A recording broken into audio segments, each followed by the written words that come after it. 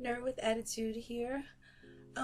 Today I'd like to cover a topic that is very frequent in the Nibiru community, and that's Wormwood. So, what I'm going to do is basically read in a blog that I wrote in January about what I think that Wormwood is.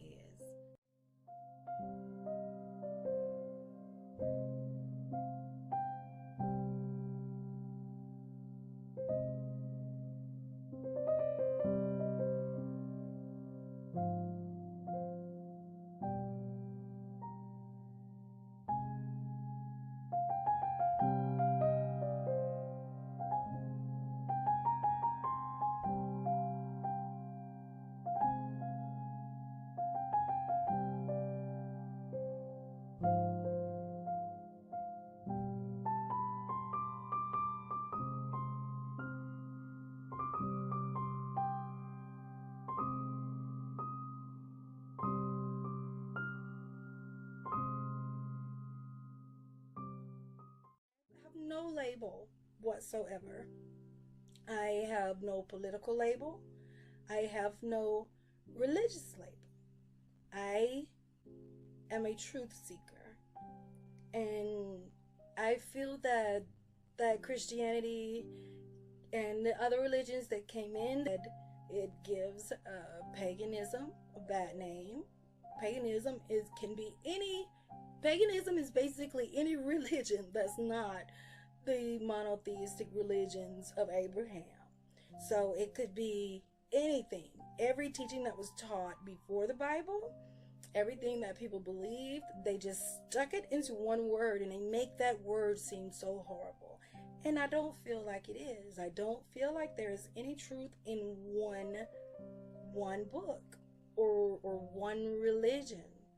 I think that we have free will, we have morality, we have these things for a reason, and that is because we are meant to continue to search for the truth.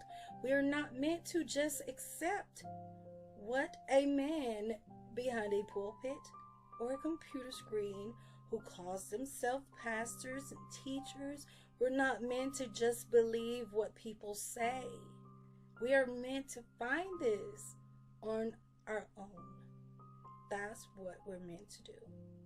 So this went a lot longer than I expected. I hope you guys actually watched the whole thing. A little bit of background. I grew up in the church. I started singing in the church when I was about 7. Once my mom found out I could sing. By 13, I was the lead singer in the choir. So I traveled all over and sung. My young life and my teenage years were all spent mainly in the church. I grew up in a very small town. I have known the Bible very well, and a few years ago, I'd say about 5 years ago, I started researching history and religion, ancient history and religion. And one thing I do know is that a lot of people don't read the Bible. A lot of people depend on pastors and preachers or whatnot to give them to tell them, what the Bible says, and a lot of people don't really read it, and they don't seem to understand that it's not supposed to be taken literally, even though it tells you it's not supposed to be taken literally. So in January, I wrote a blog called The Great Deception: The Truth About the Collective Delusion of Nibiru and the Obsession with Armageddon. So what I've done, I have it over there on my screen, and I'm going to read it, and I'm going to have some commentary about it. And I know that there is going to be a lot of people who probably won't agree with it, mainly because a lot of the religious people want it to be doom. They want it to be violent, but what people don't realize that the book of Revelation is set up a certain way. There are the seals, there are the churches there, and when the seals are broken and the trumpets are blown, as the Bible describes, there is a church and a seal and a trumpet. They all go together, and you have to look at each one to find out what they were trying to say in the Bible, in Revelations, about what was the prophecies of what was supposed to happen. So, like I said, I'm just going to read this, and I'm just going to give some commentary on the way, and maybe you'll agree, maybe you won't, but for me it's pretty obvious that this is what it means. So, here we go. I wrote this on January the 12th of this year. Collective delusion. A collective delusion is the term most commonly used by social scientists to describe the relatively spontaneous spread of false or exaggerated beliefs within a large population of people. The formation of these delusions are usually caused by the media, rumors, religion, or actions of the government, police, or military. The belief of an imminent apocalypse is one of the longest-running collective delusions of mankind. For thousands of years, humanity has feared a coming Armageddon. Why are we so obsessed with thinking our days are numbered? Why are we so willing to bend facts and change the laws of physics in order to fit our delusions? Is it because we feel that it is written? Is it the constant barrage of it in movies and TV? In the world today, there's no shortage of fear. With terrorism, war, and fear of an economic collapse, people are on the edge and on the verge of panic. We all have a beginning and an end. Death cannot be predicted. So why do we allow doomsayers, fearmongers, to convince us that they can? Maybe it's because we fear what we don't know. I see many religious people use this to their advantage, mostly for personal gain. Not just money, but the attention that they receive becomes very addictive. They become a shell of their former selves. Pride causes them to want to seem as if they have unknown knowledge concerning the end of the world so that people will view them as special or great. They write books and make YouTube videos featuring pseudoscience, which are claims, beliefs, or practices presented as being plausible scientifically, but which are not justifiable by scientific method, and they show easily debunked images. They are contradictory, exaggerated, and unprovable claims. So this is a little bit about myself. Call this debate. I first came across the story of the incoming planet Nibiru in March of 2016 in the form of a YouTube video from WSO. It was very convincing. So convincing that I became extremely obsessed. At the time, I had lost my mother the year before, and I was very depressed. I watched her die, so it was a very traumatic experience. and I was very depressed.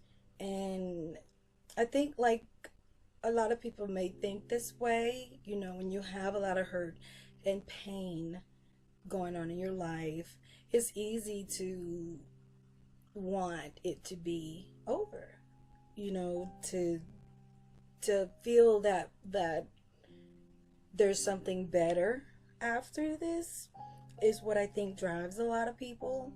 And at first, I think that that's what I wanted. I wanted it to be over because I missed her so much. I really did. I missed her very much. And I was coming into my own back then, about being an empath as well, and finally accepting the fact and trying to learn and trying to find my own way after years of very hard times, very sad times. So anyway, I joined every Nibiru group on Facebook, and I watched webcams incessantly. I mean, I woke up in the morning, and the first thing I did was pull up the webcams from all over the world and all Skycams. And before I had breakfast, before I did anything, I watched webcams. And I swear I was seeing something. And I became increasingly afraid. And they were saying that it would cause a pole shift and that it would happen very soon. Now, this was March of last year. And they were saying it was going to happen very soon. I became very jumpy. And eventually I did become suicidal. I didn't attempt, but the thought crossed my mind a lot when I thought about the destruction that a pole shift or a planet, you know, coming into our solar system and the damage that it would do, that I didn't feel like I wanted to go through that. I felt like I'd rather, you know, go ahead and get it over with so I wouldn't have to suffer through what I was being told was going to happen.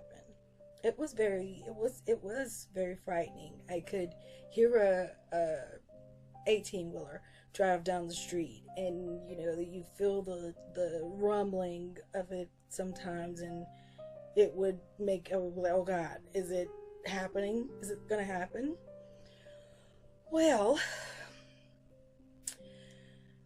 I'm not normally a very gullible person. I'm a well-educated, investigative researcher, but I admit that in the beginning of this, I did not research. I saw it and I believed it. But that all changed around 2 months later.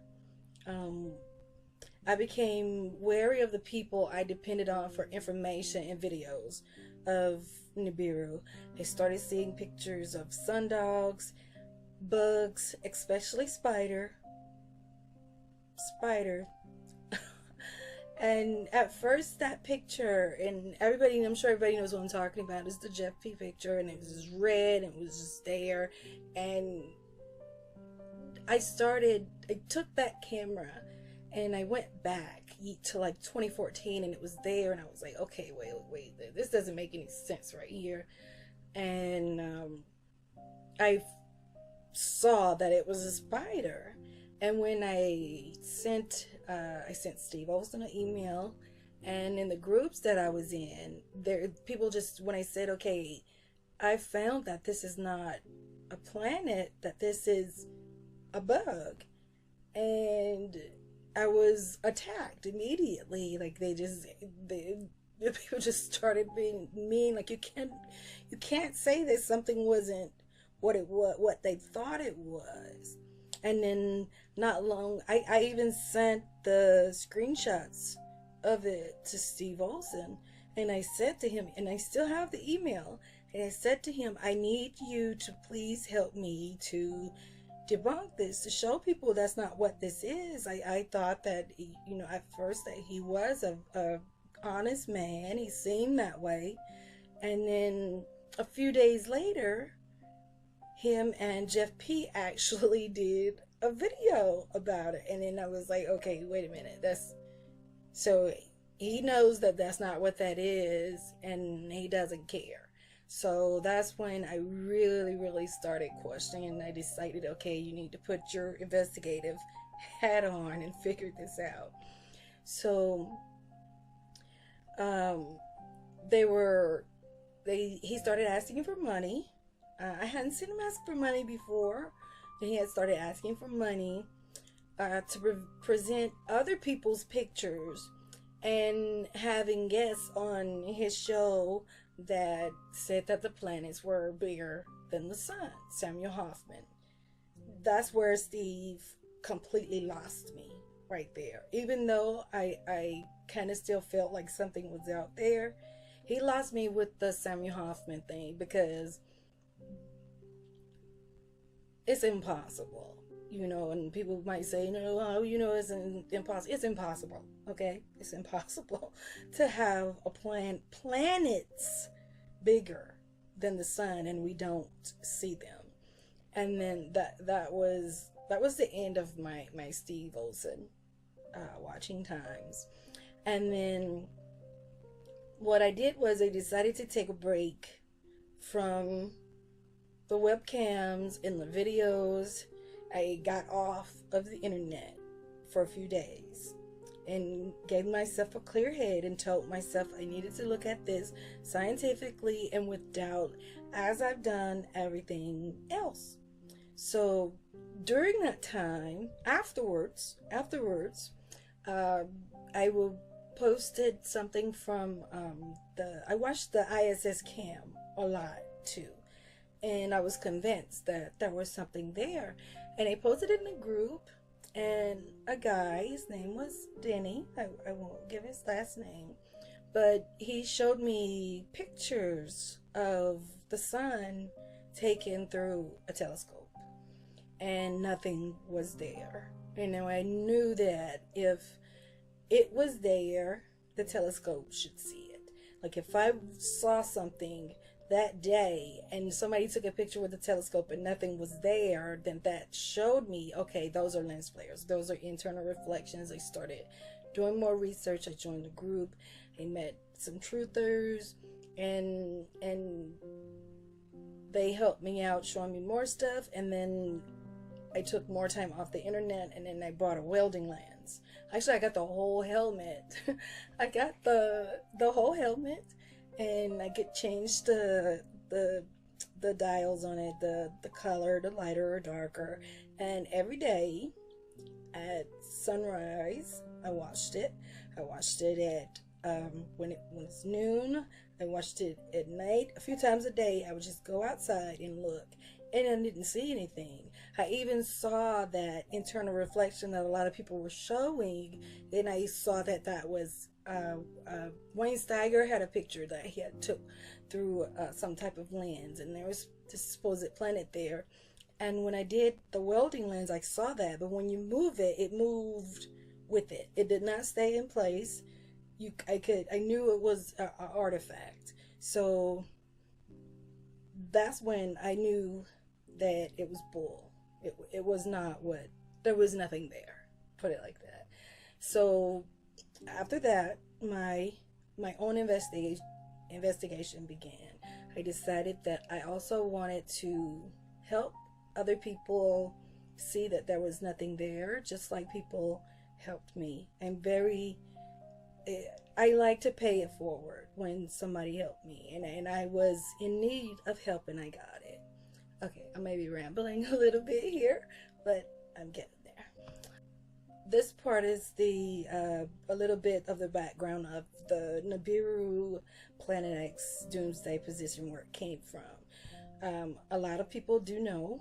The idea was first put forward by Nancy Leader, and she was a woman from Wisconsin who claimed that as a young girl, she was contacted by extraterrestrial called the Zetas, and they implanted a chip in her brain so they could communicate with her. She claims that she was chosen to warn mankind about Nibiru. She said that it would enter our solar system and make a flyby of Earth in 2003, and the Earth would undergo a pole shift and would destroy most of humanity. She claimed that Hale-Bopp wasn't really a comet.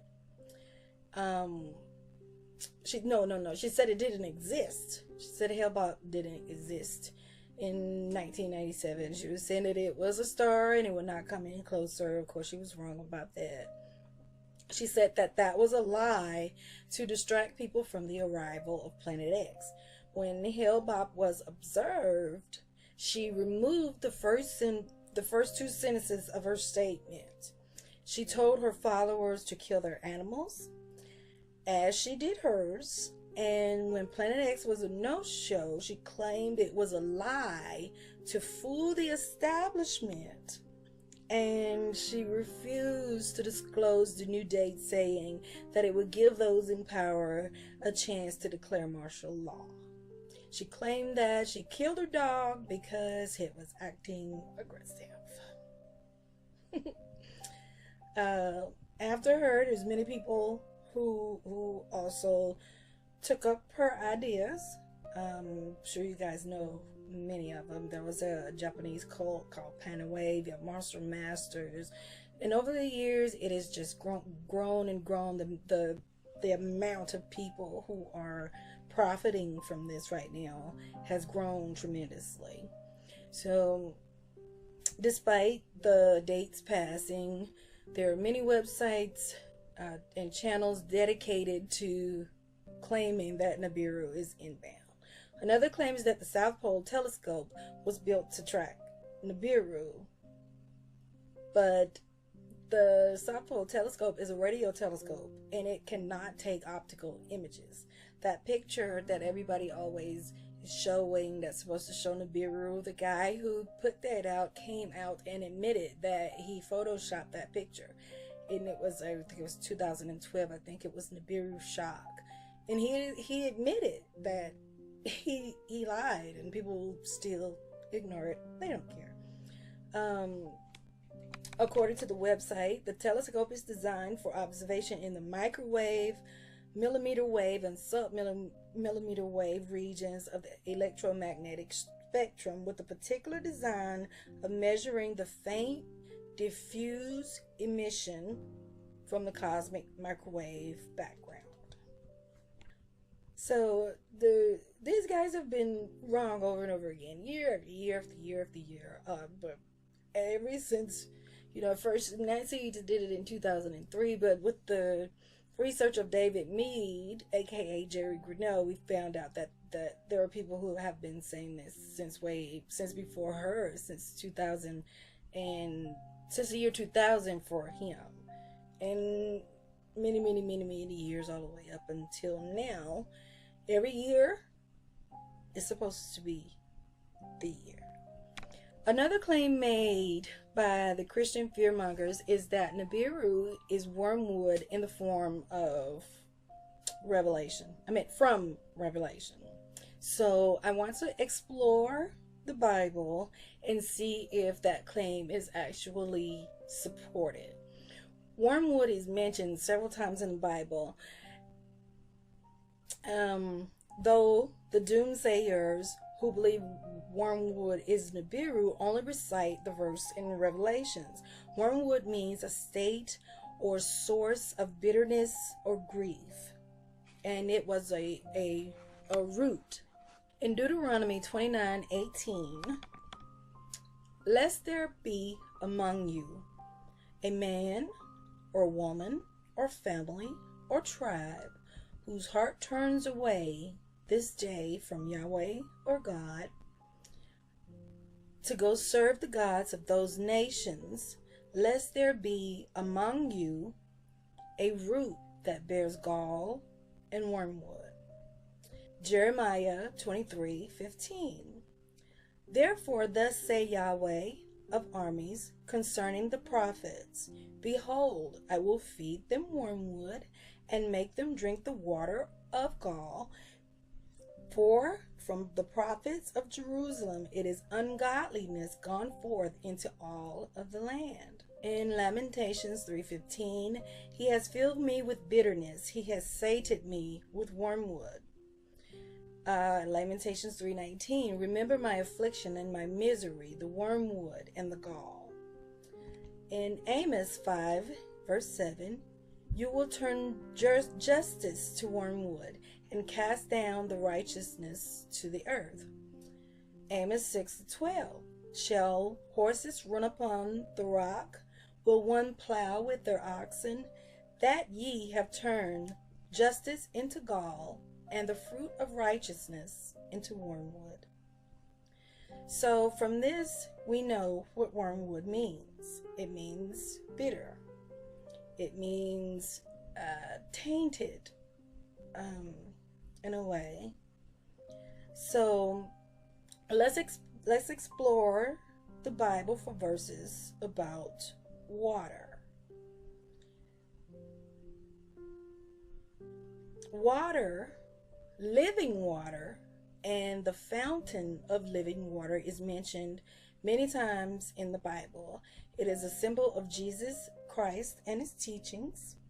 As water is essential to sustain physical life, the Savior and his teachings, living water, are essential for eternal life. So I have a couple verses here. With joy shall ye drink water out of the wells of salvation. That's Isaiah 12:3. Jeremiah 2, verse 13. They have forsaken me, the fountain of the living water. Whosoever drinketh the water that I shall give him shall never thirst. That's John 4:6. And John 7:37. If a man thirst, let him come into me and drink. The book of Revelation is an account of visions in symbolic and allegorical language and are not taken as literal descriptions. There were 7 seals, 7 churches, and 7 angels, each blowing a trumpet. In order to understand the allegory, you must connect them. Wormwood is mentioned with the 3rd angel. So in order to understand what it means, you must know what Jesus said about the 3rd church. Revelations 1:10-11. I was in the Spirit on the Lord's day and heard behind me a great voice, as of a trumpet, saying, I am the Alpha and Omega, the first and the last. And what thou seest, write in a book, and send it to the 7 churches which are in Asia, unto Ephesus, and unto Smyrna, and unto Pergamos, and unto Thyatira, and unto Sardis, and unto Philadelphia, and unto Laodicea. I'm guessing that's how that's pronounced. From this verse, we know that the 3rd church is Pergamos. So let's see what was said to the church of Pergamos, and then we'll explore the history of the church. In Revelations 2:12-17, to the angel of the church in Pergamum write, these are the words of him who has the sharp double-edged sword. I know where you live, where Satan has his throne. Yet you remain true to my name. You did not renounce me. You did not renounce your faith in me, not even in the days of Antipas, my faithful witness, who was put to death in your city where Satan lives. Nevertheless, I have a few things against you. There are some among you who hold the teachings of Balaam, who taught Balak to entice the Israelites to sin, so that they ate food sacrificed to idols and committed sexual immorality. Likewise, you will also have those who hold the teachings of the Nicolaitans. Repent, therefore, otherwise I will soon come to you and will fight against them with the sword of my mouth. Whoever has ears, let them hear what the Spirit says to the churches. To the one who is victorious, I will give some of the hidden manna. I will also give that person a white stone with a new name written on it, known only to the one who receives it. So let's talk a little bit about the history of Pergamum, the compromising church. Pergamum had served as the capital of the Roman province of Asia Minor for over 25 years and was an important religious center for a number of pagan cults. It was the first city in Asia to build a temple to Caesar, and it became the capital of the cult of Caesar worship. Of Pergamum, and ancient writers said it was given to idolatry more than all of Asia. The book of Acts makes no mention of the founding of the church. According to Acts 6:7-8, Paul passed through the region of Mysia, where Pergamum was located, on his second missionary journey, but there is no record that Paul either preached the gospel or founded a church there during that time. Most likely, Paul founded this church during his ministry at Ephesus, when the gospel was preached throughout Asia. Many writers have noted that Pergamum comes from the Greek word gamos, that means marriage. This letter pictures a church married to the world rather than to Christ. The church of Pergamum was surrounded by pagan culture, just as we are surrounded by an increasingly godless culture. Now let's talk a little bit about Constantine. Constantine's Christianity is the new compromising church. In my opinion, and in the opinion of many others, like I said, some may not agree with me, but Constantine the Great was an emperor who made Christianity the official religion of Rome because of a vision he had before battle in 312 AD. He claimed he saw a flaming cross in the sky bearing the words, "In this sign thou shalt conquer." He told people this was a sign from Jesus. Jesus was all about peace, so I don't believe this. Though he is credited with ending the persecution of Christians and eventually converted, his true beliefs are still being questioned. After unifying the Roman Empire and signing the Edict of Milan, ensuring all could worship the God of their choosing without fear, Constantine rebuilt his seat of power in a largely Christian Byzantium, which was renamed Constantinople. There is no doubt that Constantine's rule ensured Christianity's progress, but is the Christianity you practice today the same as the early true Christianity that was practiced by the apostles after the death of Jesus? No, it is not. In 325 AD, Constantine held the first of meetings the Christian churches called the Council of Nicaea, where the leaders of the church were to find common ground on many different teachings. It was decided that Jesus was God and the Trinity was established. They decided what teachings and gospels were to be taught and burned or buried the rest. The Council of Nicaea established the equality of the Father and the Son and documented this in this creed. Christianity became the religion of the Roman Empire, an empire where many religions were practiced. These religions were called paganism. Paganism is commonly used to refer to various largely unconnected religions from the time period. Christianity was a minority religion during much of the Roman Empire, as the early Christians were persecuted during that time. When Constantine converted to Christianity, it became the dominant religion in the Roman Empire. Already under the reign of Constantine, Christian heretics had been persecuted. Beginning in the late 14th century, the ancient pagan religions were actively suppressed. In the view of many historians, the Constantinian shift turned Christianity from persecuted religion into one capable of persecution and sometimes eager to persecute. There are a number of examples of forced conversion throughout the history of Christianity. During the Roman Empire in the Middle Ages, inquisitions in Spain, and campaigns by Russian rulers. In order to appease pagans and make the conversion easier, Christianity began to adopt pagan practices and rituals. The pagan temples were converted into churches, and Christian art and statues were placed there, but they were still pagan. Fearing persecution, the pagans converted, but most still practiced their faith in secret.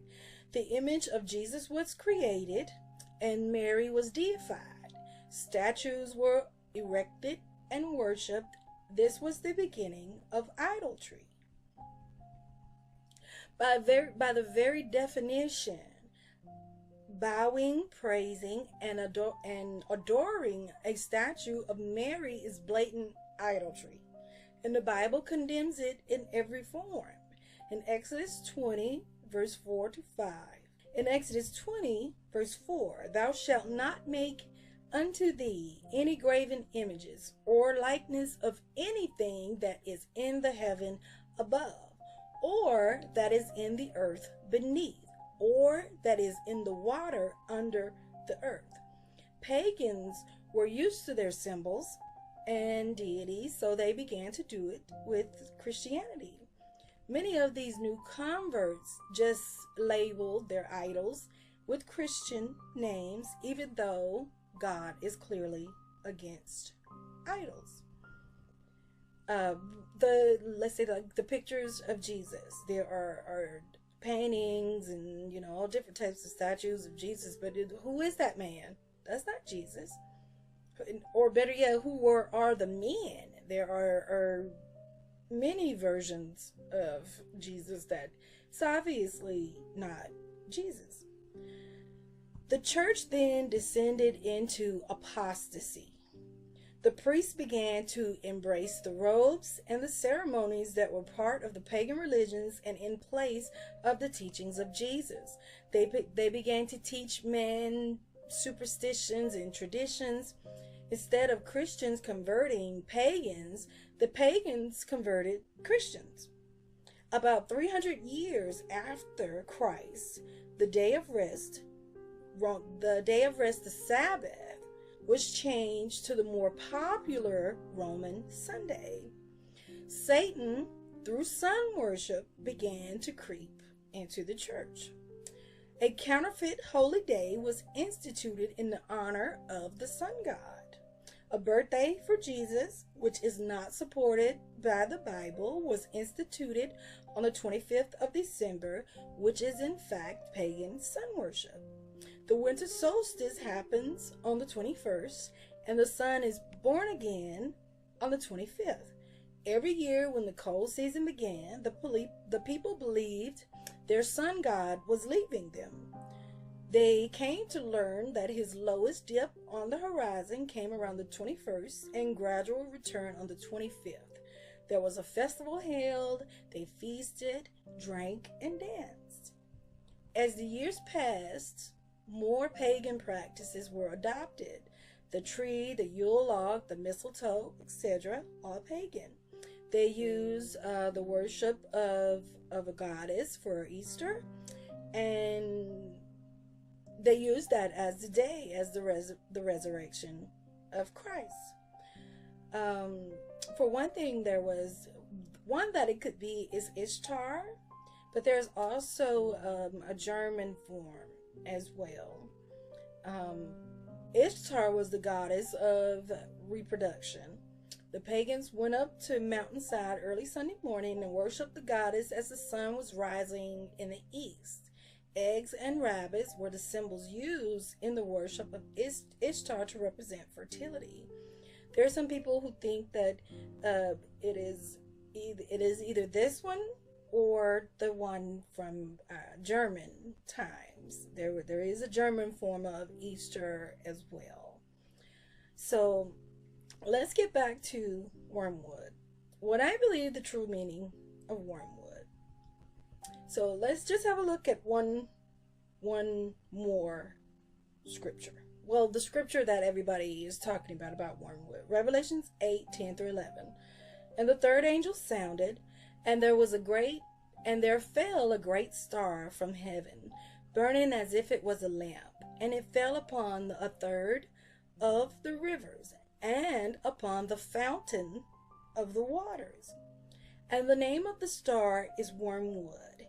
And the third of the waters became wormwood, and many men died of the waters, because they were made bitter. When you read passages like that, bear in mind that back then the leading idea about the planets were that they were embedded in crystalline spheres that spin around the earth, and that the stars were also embedded, and that the span around earth was one day and the sun was as well. They did not know about asteroids. They thought that meteorites came from volcanoes or tornadoes and strong winds blown into the air. They thought that comets were an atmospheric phenomenon. They had no idea about modern astronomy at all. So when people are saying that Wormwood is an asteroid, we must remember that back then they didn't even know what these things were. They thought that the earth was flat. They thought that everything was just embedded, and that's what they thought, that the earth was the center of everything. So wormwood means bitter. Water means the teachings of Christ, the gospel. This is what I believe. The third church was Pergamos, the compromising church.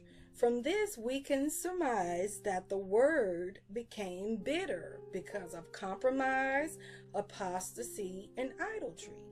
The same things that happened during the time of Pergamos happened during the time of Constantine, when the church began to compromise, and it still is today, when they began to persecute as they had been persecuted. And compromise, as the Bible is very clear about not worshiping other idols or taking upon other doctrines or whatever. The waters, meaning the gospel, became bitter. The teachings became bitter. More than 2 billion people in the world are Christians. That is a third of God's children. His rivers and waters became bitter. God warned us not to adopt the practices of the world because it would produce wormwood. God was concerned that if the children of Israel began to compromise with paganism, it would bring a root of bitterness in the church. Under the rule of Constantine, that which was meant to be pure was made bitter. He created religion that Jesus would not recognize.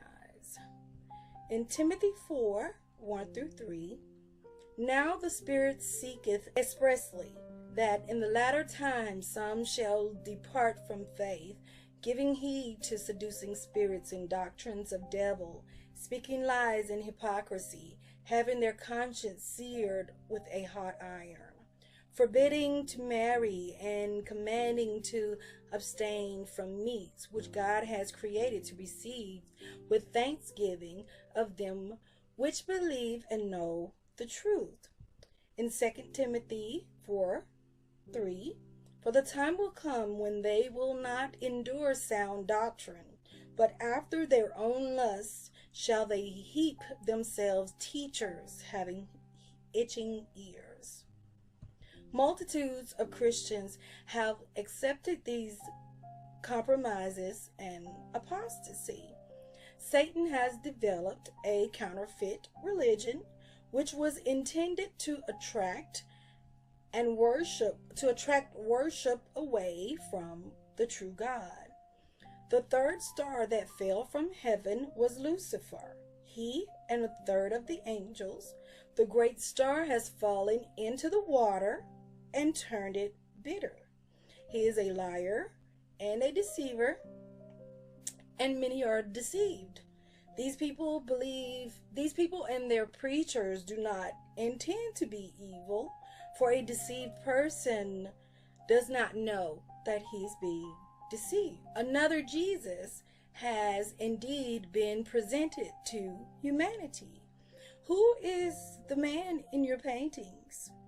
And how do you think Jesus feels about being portrayed as something he is not? The practices of today's churches are not the same as the early church. Beware of false prophets. Don't drink the wormwood.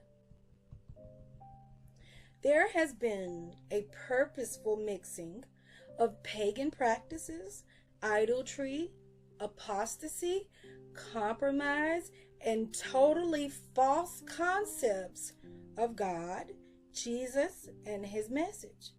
It has caused enormous confusion and a great falling away, as the Bible speaks of.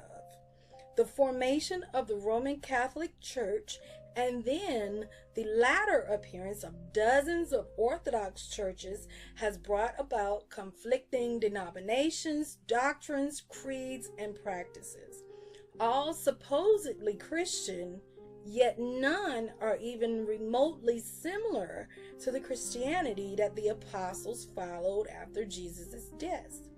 Ask yourself, is this the world and religion that Jesus wanted?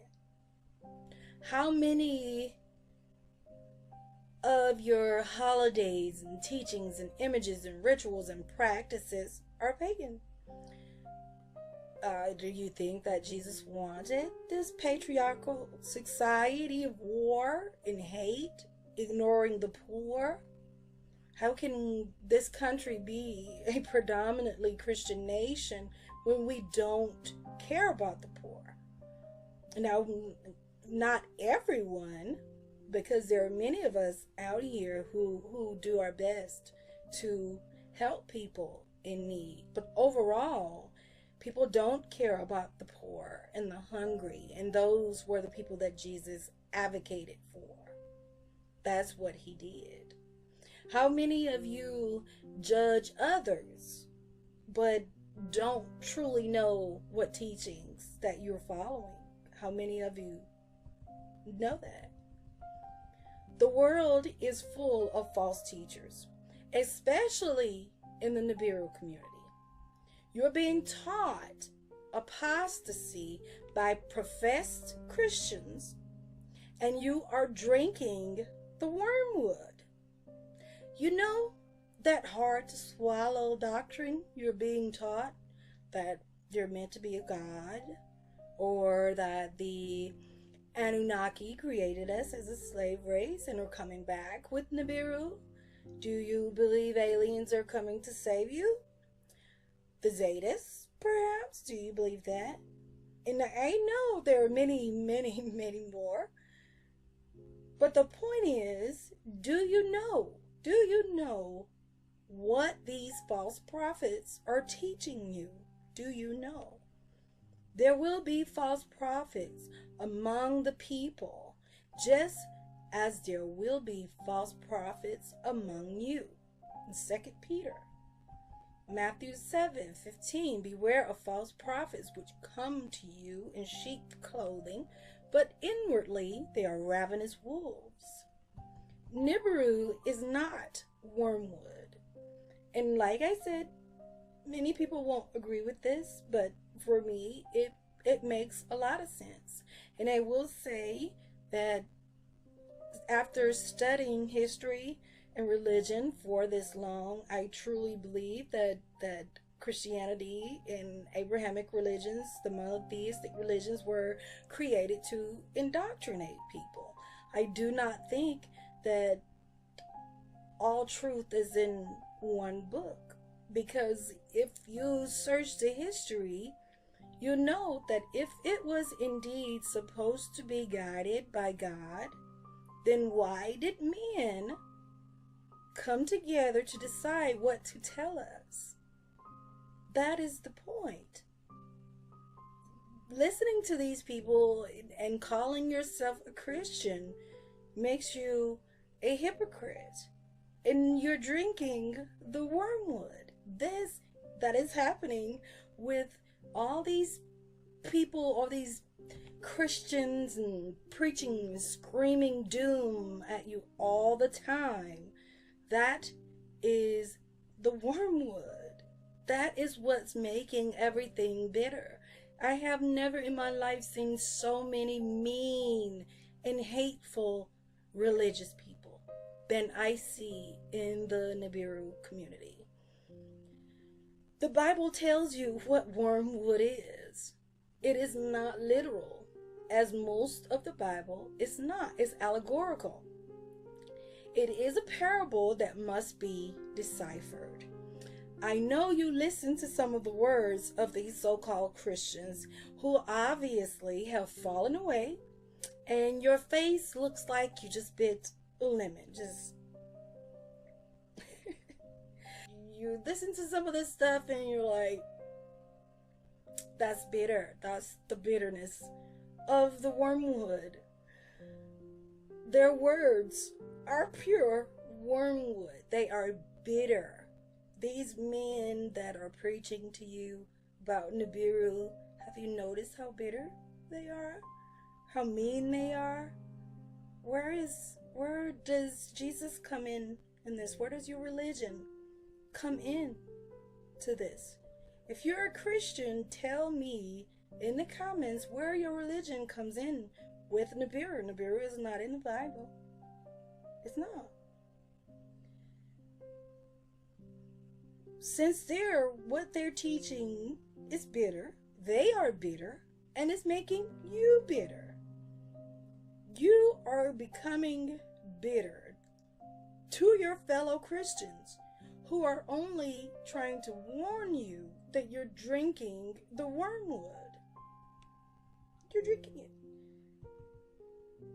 You know, I've been doing this now since, like I said, last year. I started doing the researching and helping with the debunking in about like June, I think, May or June, and over again, we have been treated like crap. We are trolled. We receive death threats. We're treated horribly, all because we're trying to warn people about these false prophets, because that's what they are. And most of the people who are following the Nibiru are religious. That is something that I have seen that is very common in doomsday themes.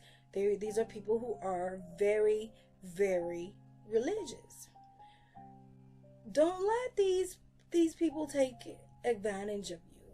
Research what they say. Get a second opinion and a third opinion. Wormwood is not coming. Wormwood has happened. It's here already. It is not going to fall out of the sky. It is not going to cause a pole shift. It's not going to destroy a third of humanity. It's not doing that. The great star has already fallen. And he has turned the religion of a man so pure and noble into their own personal counterfeit Christianity. They have turned the fountains of the living waters bitter. In closing, I just like to say, don't drink the wormwood. Have a great day. Tell me pretty lies, look me in the face, tell me that you love me.